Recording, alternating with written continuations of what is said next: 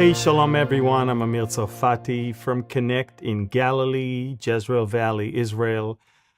Today with us, a very important and wonderful guest from not far from here originally, Danny Burmawi. Now, Danny called me on our interview, Pastor Amir, out of respect, and that's the way he chose to call me. But I just want to make it very clear, I'm not an ordained pastor, never was. And so, I respect Danny, and I continued with it. But just so no one will get the wrong impression that I have become a pastor. No, I am not. If anything, I'm just a brother in the Lord. So, but nevertheless, one of the most fascinating podcasts on Islam, Israel, and the West. So let's jump right into our Anchor podcast with Danny Burmawi. Shalom, Pastor Amir. It's a pleasure to be with you. Yeah, good to see you. You told me you've been following this ministry for quite a few years, but I've been following you on X and the things that you posted over the last 2 years. Because to be honest, I only got to know you throughout the war when I became more active on X, and you caught my attention immediately with the clarity in which you speak and the authority that you have, and as well as the simplicity of explaining things that are right there before our very eyes, and a lot of people just can't really see. Danny, you were born in Jordan, then you moved to Lebanon, then you moved to America, where you are right now. Can you please give us a brief introduction of your journey from Jerash to America? Yes, Pastor Amir. I just started writing in English just after October 7, so I wouldn't expect you to have known me before that. I was living in the Middle East, as you mentioned, and before that, before Lebanon and Jordan. So, as you said, I was born in Jordan in a Muslim family. In 2006, during the Danish cartoonist controversy, if you remember that Danish cartoonist who drew the Prophet of Islam, and a lot of protesting was happening across the Islamic world, I decided to dedicate my life to serve Islam and to defend the Prophet of Islam. And I did that for a year.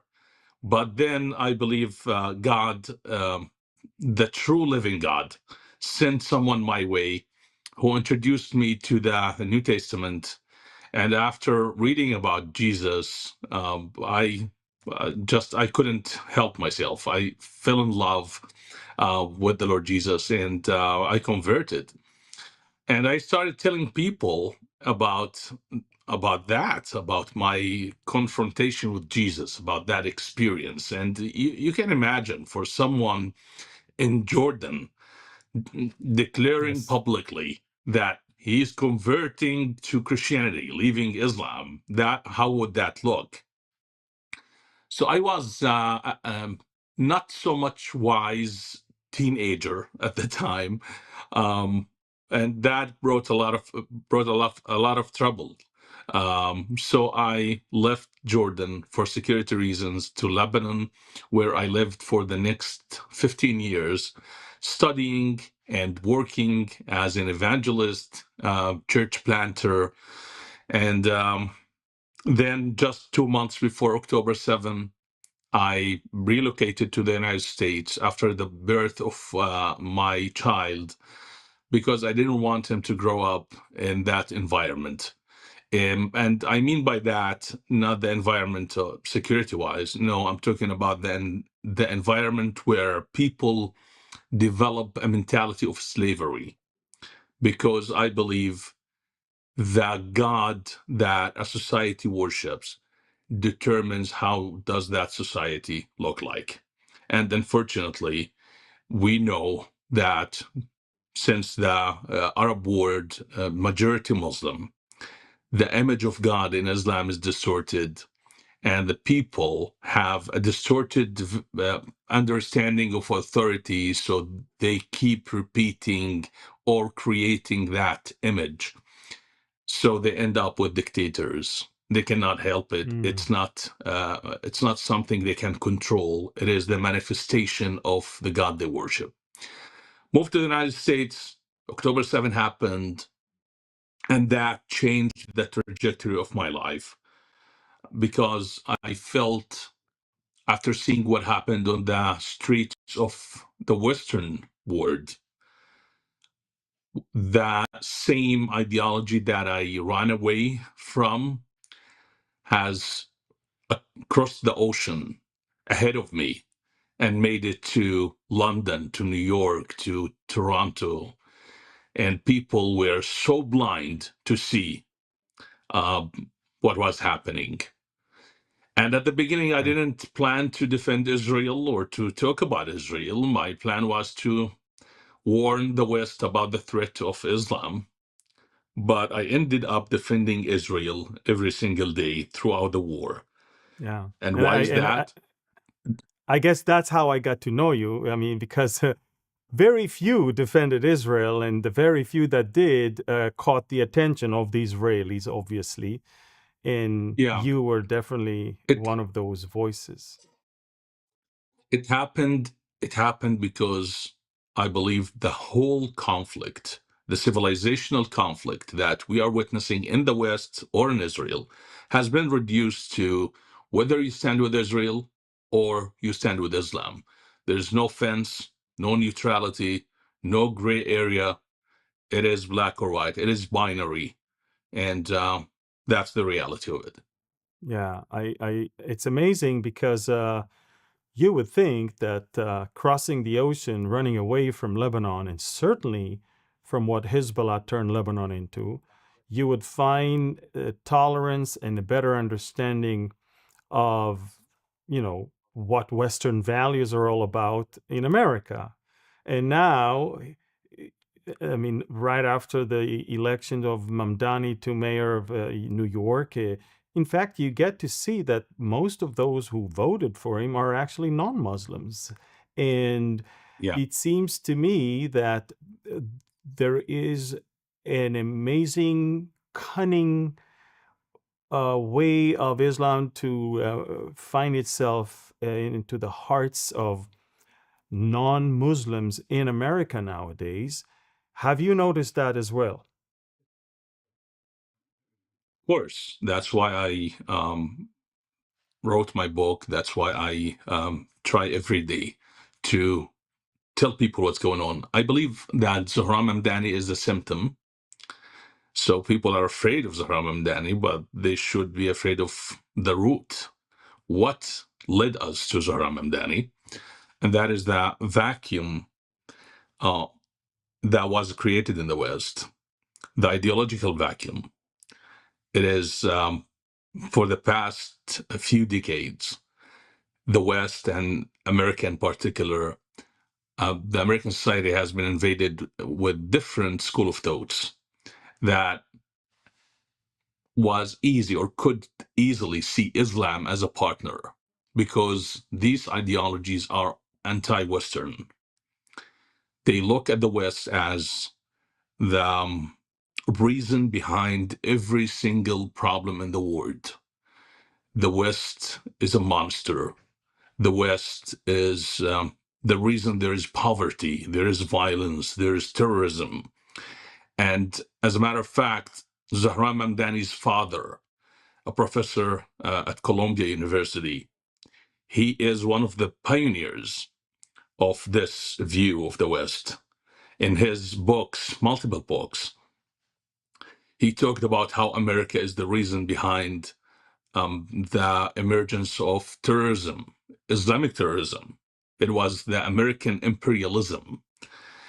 America is the reason or responsible for 9/11. America is almost the great Satan. So this embracing of the same Iranian Islamic view of the West was the result of the post-colonialism studies, the whole Marxist, communist, binary vision of the word, oppressor versus oppressed. And since America is the most powerful nation on earth, that makes America the leader of the oppressors. And of course, in that group, we have Israel, which is an extension of the West. And they look at Israel not as a Jewish state. No, they look at Israel as a Christian white um, state that is the extension of the colonial West. And the Jews returning to their homeland as a repetition of the European colonialism. And that's how we end up with this alliance between Islam and the left, because both of them are anti-West.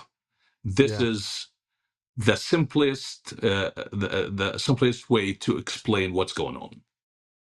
Yeah, it's interesting because speaking of colonialism, someone once taught me that you can tell how big the colonialist country is by how many countries speak its language. And I'm thinking about how many countries in the Middle East are speaking Arabic versus how many speaks Hebrew. And I think the answer is pretty clear. Israel is definitely not the colonialist. Someone else is. And so it's certainly not about colonialism. Adding to that, archaeology will tell you we were there way before Islam was even born. Adding to that, the fact that Jewish people would leave much better places and greater places to move to the land of Israel with all the dangers that are in it, but because they know that this is where they belong.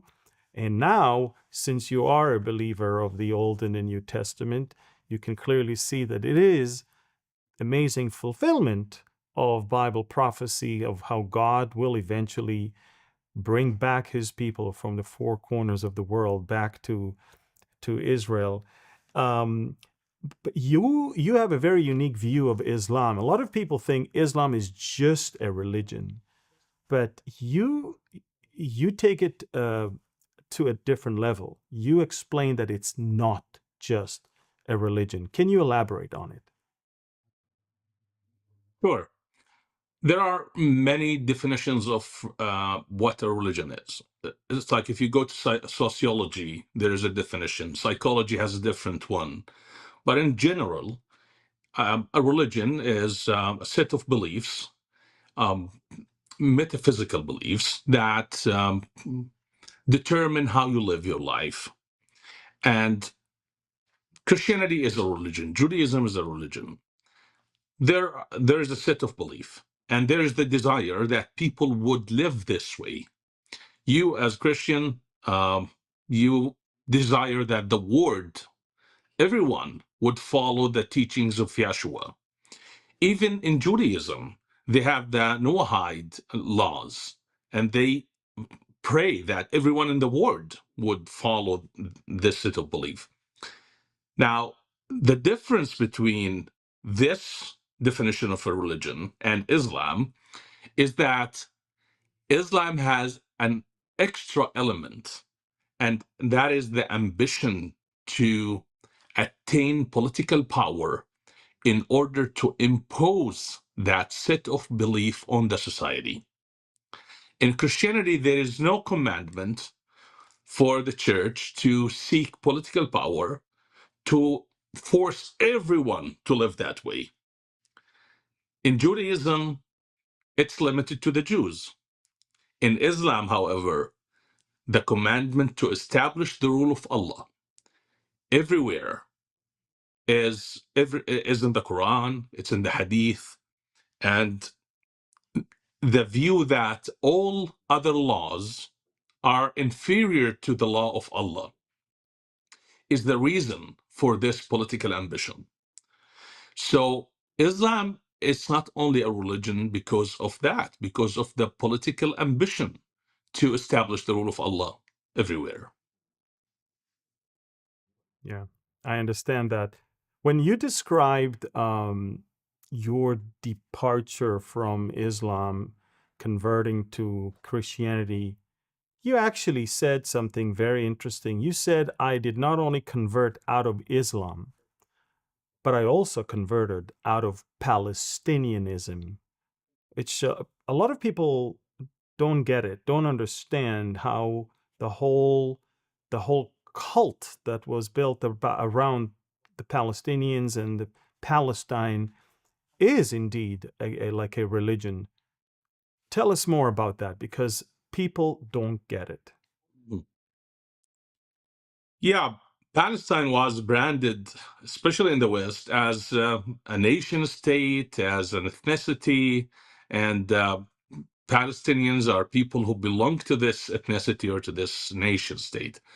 But in fact, Palestine is more like the Likud party in Israel or the Republican Party in the United States. It's a political party, and you belong to it because it is a political cause more than it is real people and real country. In the 40s of the past centuries, Arabs who even lived in the so-called Palestine, they rejected Palestine. They said, no, this Palestine is a colonial imposition. We don't believe in it. We are an Islamic group of people, and we belong to the Islamic nation, the Islamic empire, which was, of course, the Ottoman for a very long time, and before that, the multiple Islamic caliphates. But in the 60s, Gamal Abdel Nasser and Yasser Arafat, they manufactured, in cooperation with the Bolsheviks or the communists, they manufactured Palestine as a nation state. It has never been a nation state. There was no state called Palestine. But suddenly, Palestine became a thing. And as a Muslim, as an Arab, Jordanian, I followed that religion of Palestine, that political party of Palestine, as long as I was a Muslim. Not because I loved the Palestinians. I didn't care for them, to be honest. And everyone who knows Jordan knows that tension between Jordanians and Palestinians there. But I was supporting Palestine or using Palestine because of religious devotion. Because I was like, okay, since I'm a Muslim, I have to defend the land of Islam. And any land that was ruled by Islam, even for a minute, could not be ruled by non Muslims ever. And that is how we looked at the Palestine thing. In Islam, not only people have religion, but the land also has a religion. So we convert the land. And the land of Israel has been converted or has been kidnapped by Islam, and it was ruled by Islam. So now the family of that girl, I call it the girl, the land is, it's like what's happening, for example, in Egypt.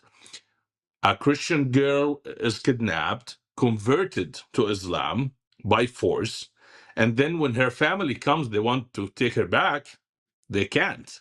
Why? Because she's a Muslim now. The same thing is the land. We hijacked it, we kidnapped it. It became a Muslim.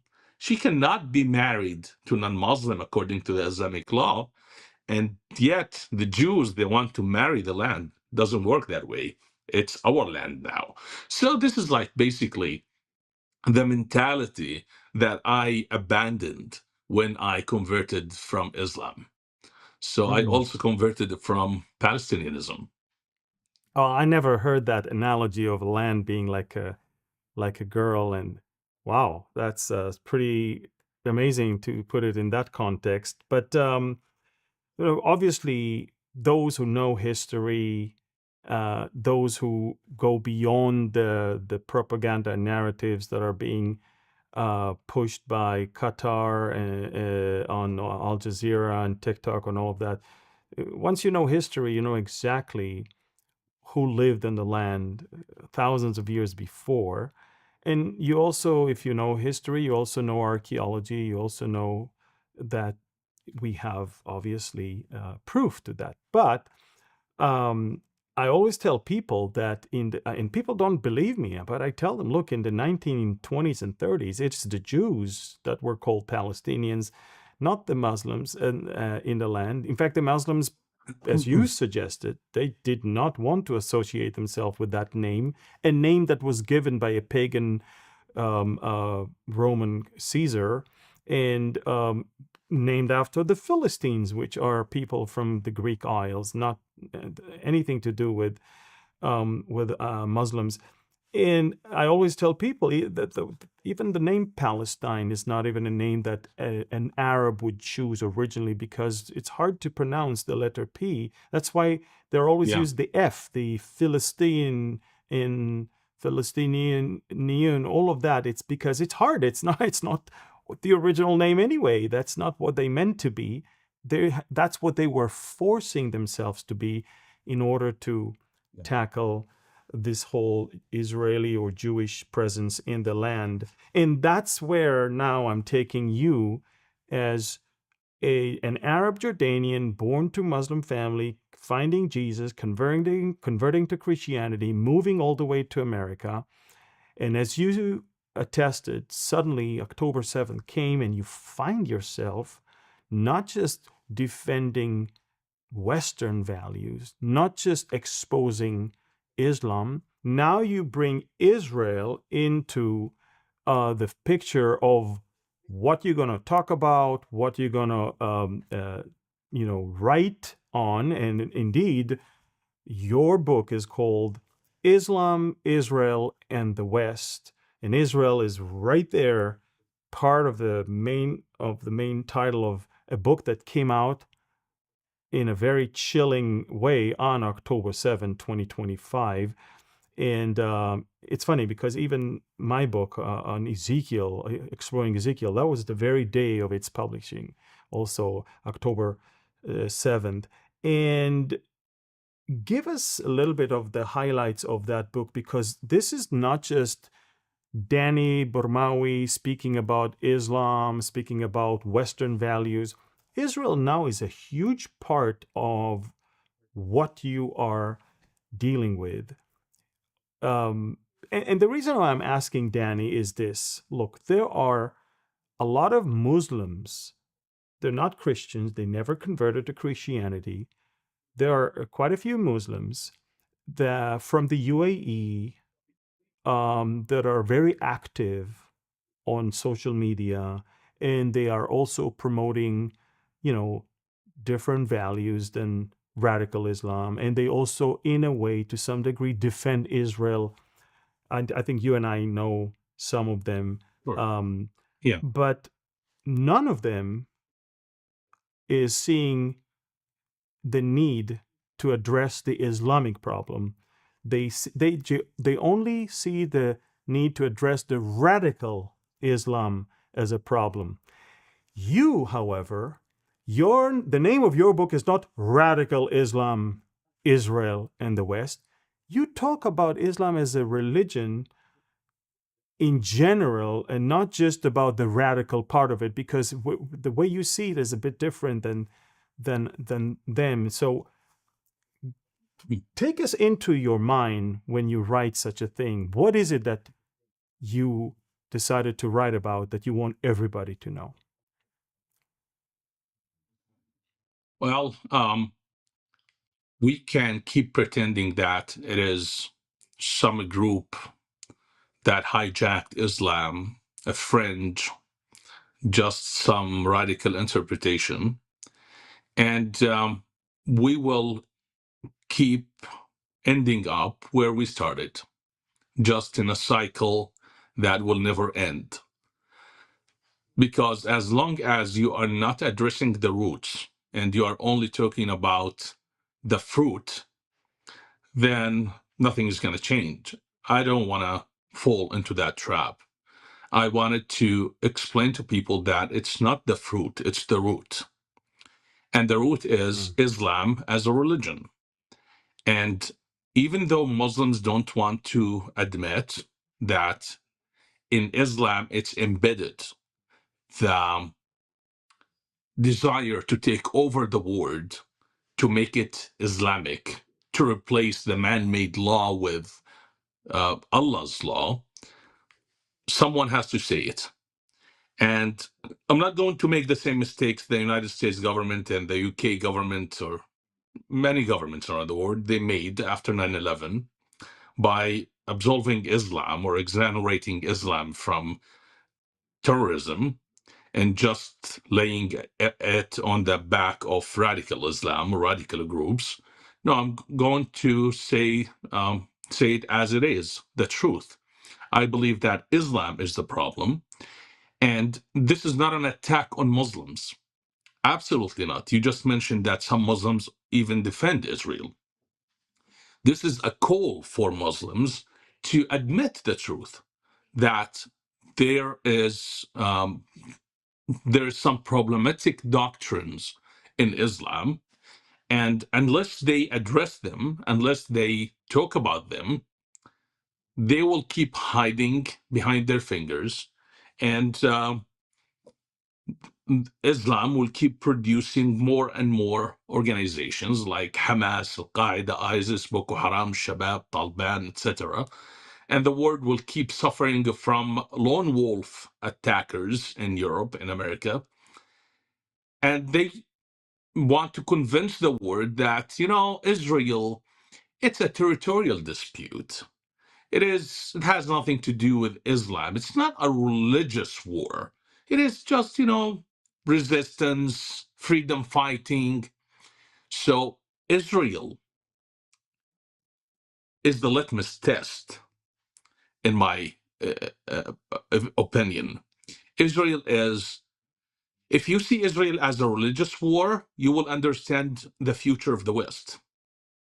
If you look at it as a territorial dispute, and you keep thinking that, oh, we don't have a religious war in the West too, then you have already lost the war. So that is what I wanted to show in the book.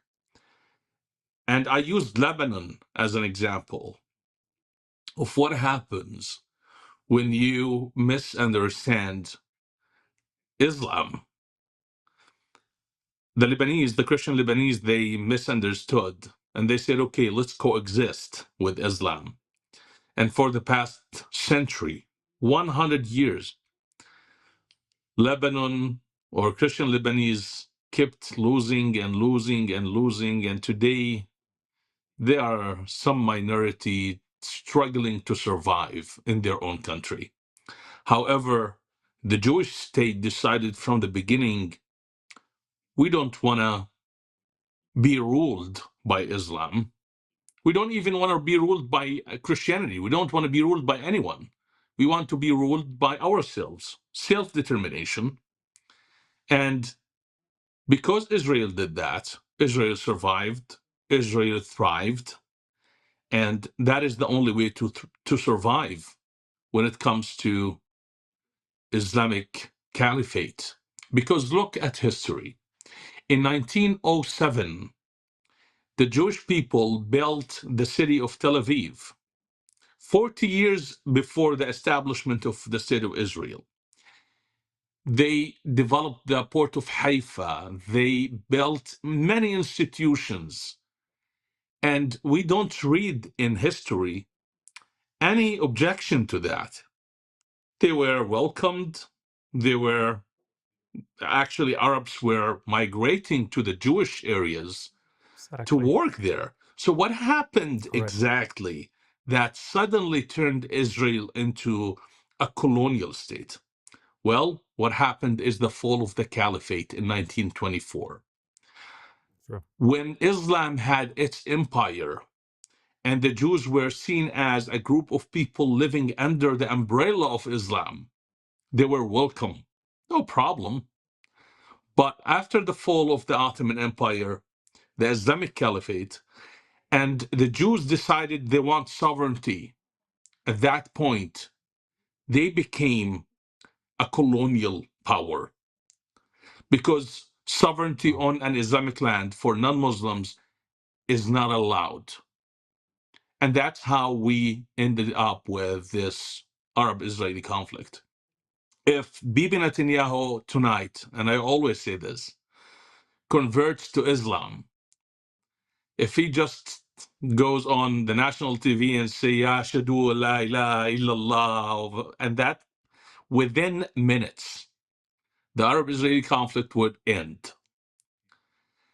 Wow. I'm not talking about all Israel, just the leader, just the king. If he's a Muslim, I promise you, Muslims from Iraq, from Saudi Arabia, from Morocco, from Egypt, they will be giving Bibi Netanyahu lands as gifts. Oh, come take Mm. this more. So it was never about the land. It has always been about sovereignty and the fact that non-Muslims are ruling themselves on a land that is seen as an Islamic land. Mm. So what do you have to say to people who can claim, look, there are Arab countries, Muslim countries that have peace with Israel, and they are okay with Israel, and they're still Muslims. And what would you tell them? I mean, they'll brand you as an extremist, I guess, with your Sure, view. sure. So what would you answer them?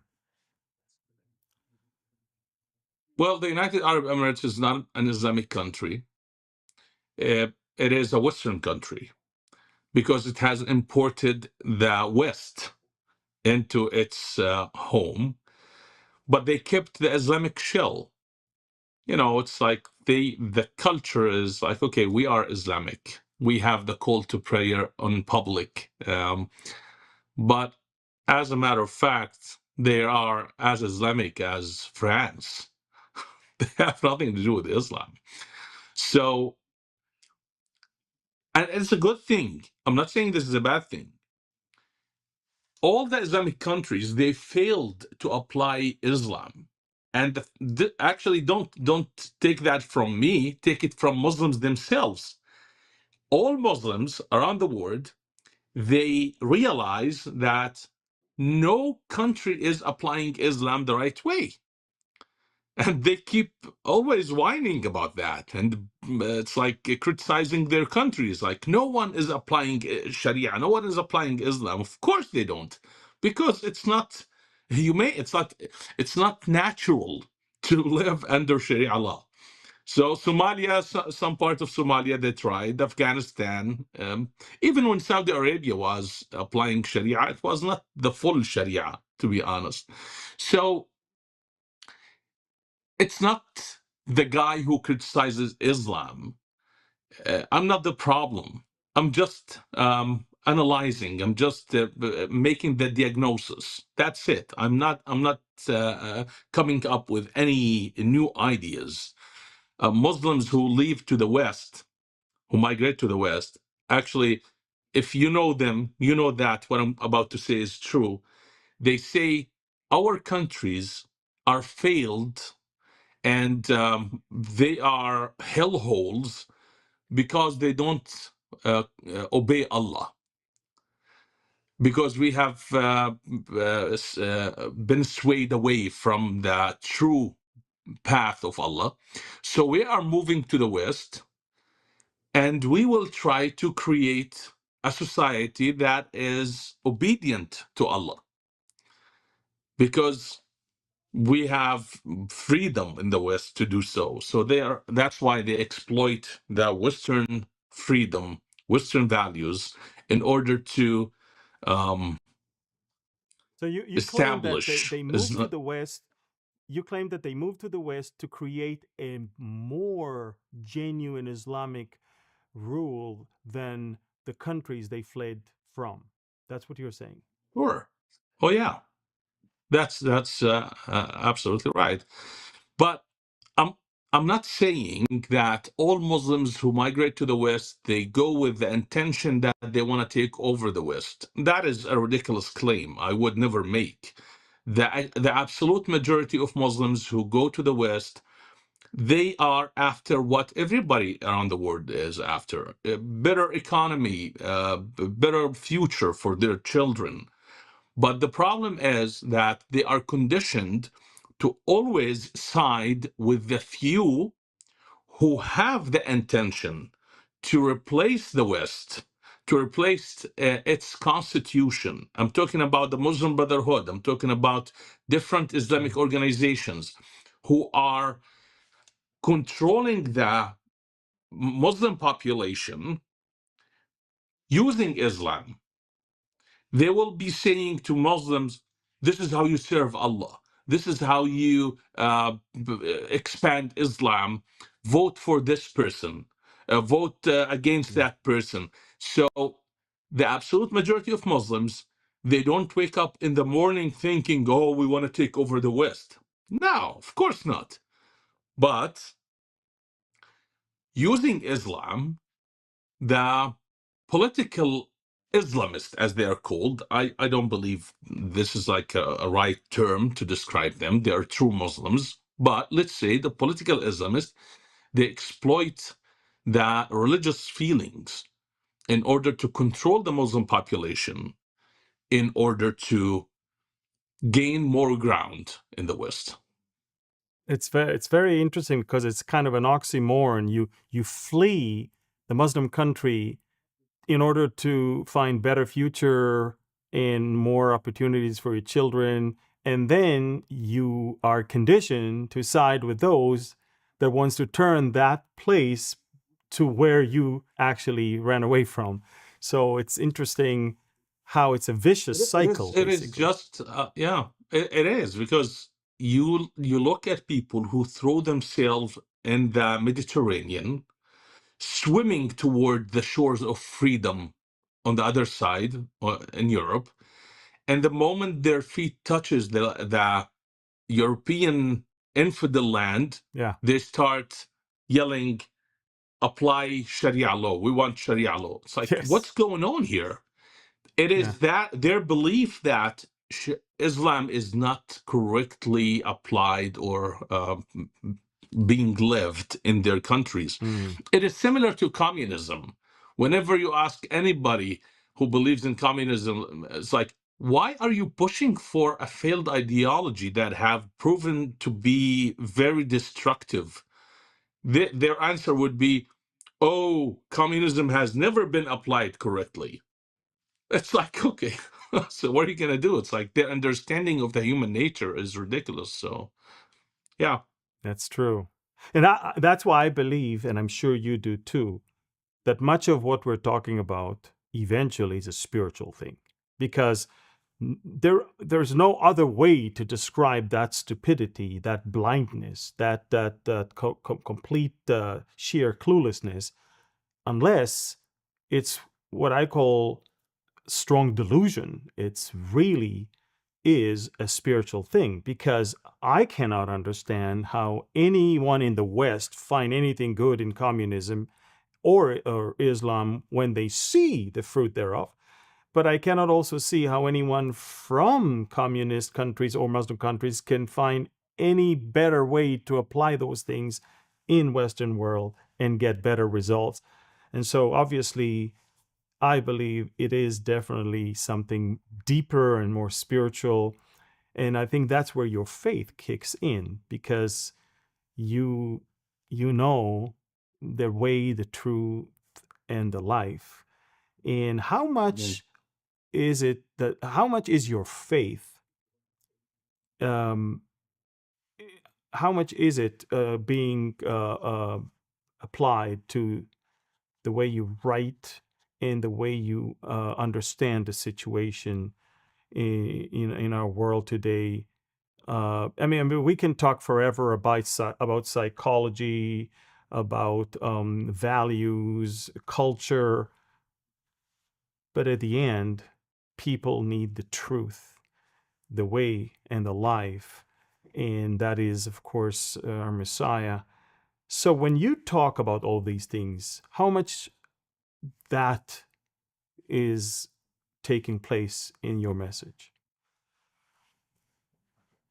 Actually, when I started doing this political analysis and commentary, I was attacked by many of my older friends and colleagues, and who would be like, "You're an evangelist. Why would you defile yourself with politics?" And they still not happy with what I'm doing, and some of them considered me to be an apostate today. Mm-hmm. I believe that, as you said, that it is a spiritual battle, and that spiritual battle is not confronted or fought only in proselytization.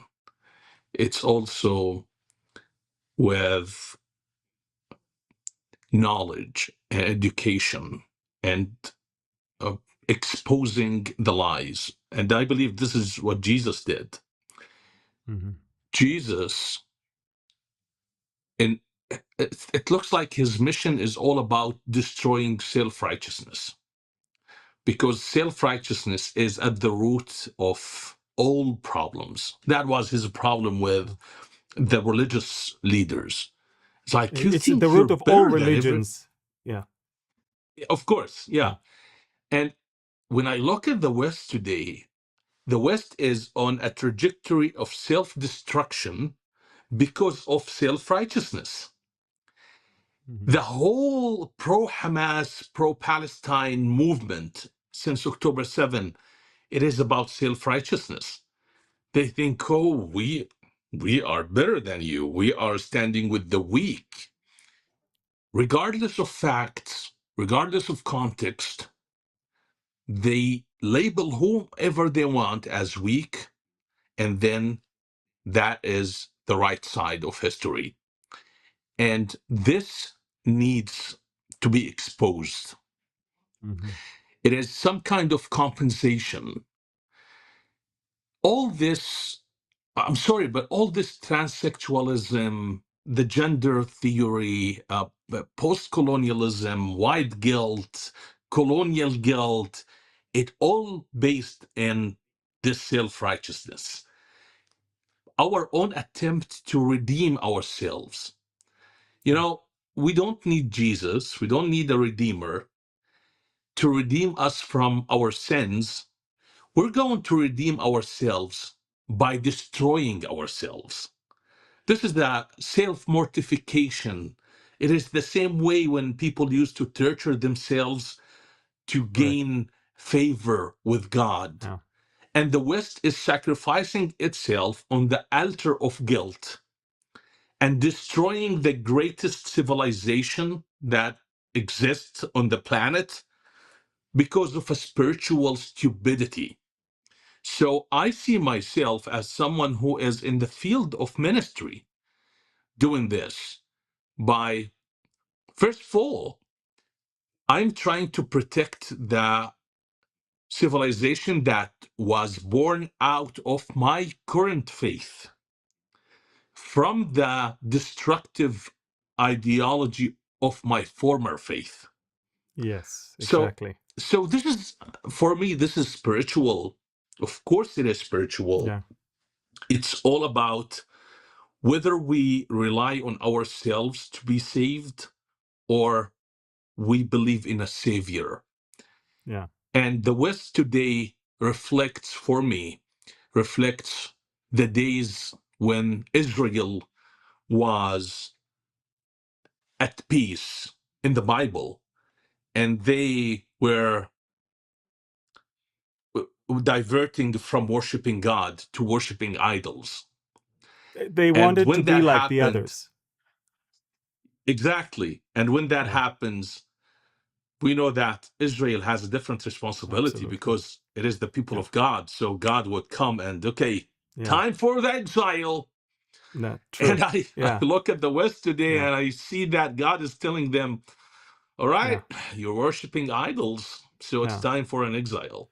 Yeah. And And Danny, so it's kind of easy to distinguish between left and right, conservative and liberal, but you and I are witnessing in the past few months, maybe half a year or so, that even within the conservative world, we see growing self-righteousness in attempt to blame the Jews, ostracize Israel, or framing it as if you support Israel, it's Israel first and not America first, and all of that nonsense.